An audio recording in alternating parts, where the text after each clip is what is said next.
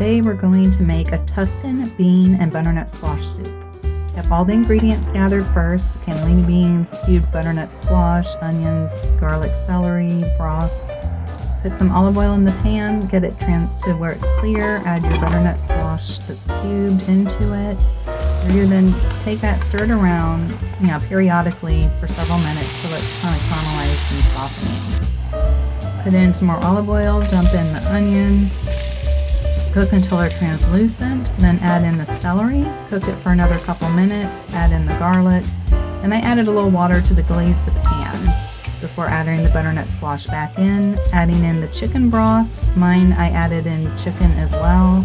Add the herbs, stir it, and let it simmer for a good half an hour or more. Add the cannellini beans, simmer for a bit, then add some lemon juice and the spinach. Right towards the end, stir it together, and you have a lovely soup.